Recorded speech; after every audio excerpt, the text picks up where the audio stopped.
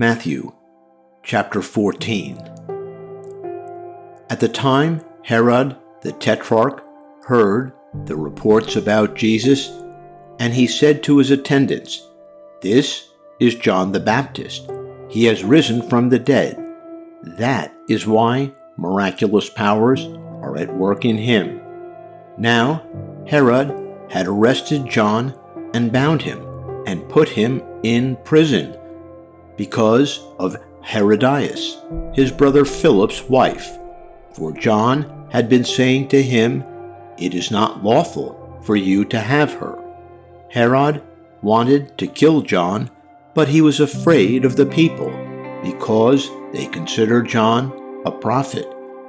On Herod's birthday, the daughter of Herodias danced for the guests and pleased Herod so that he promised with an oath to give her whatever she asked.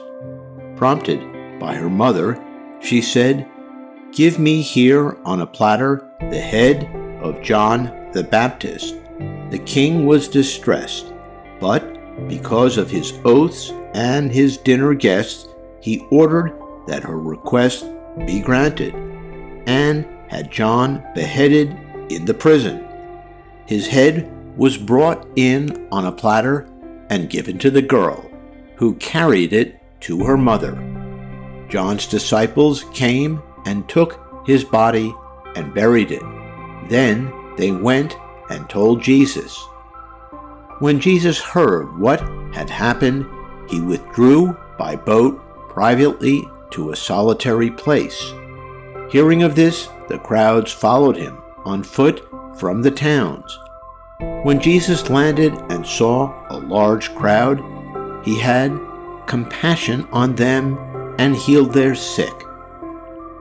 As evening approached, the disciples came to him and said, "This is a remote place, and it's already getting late. Send the crowds away so they can go to the villages and buy themselves some food." Jesus replied, "They do not need to go away. You give them something to eat." "We have here only 5 loaves of bread and 2 fish," they answered. "Bring them here to me," he said, and he directed the people to sit down on the grass. Taking the 5 loaves and the 2 fish, and looking up to heaven, he gave thanks and broke the loaves. Then he gave them to the disciples, and the disciples gave them to the people.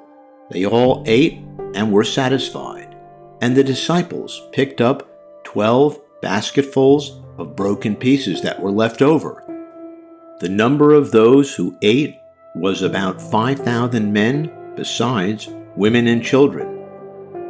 Immediately Jesus made the disciples get into the boat and go on ahead of him to the other side, while he dismissed the crowd.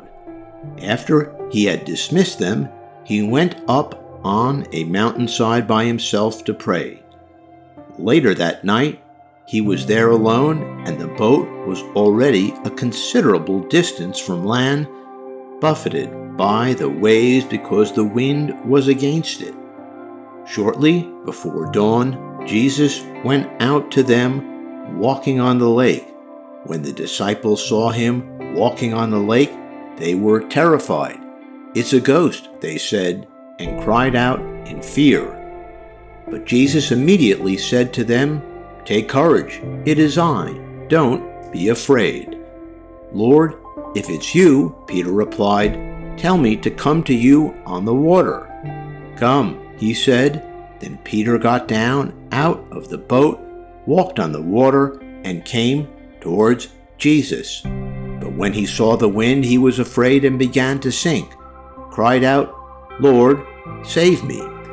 Immediately Jesus reached out his hand and caught him. "You of little faith," he said, "why did you doubt?" And when they climbed into the boat, the wind died down.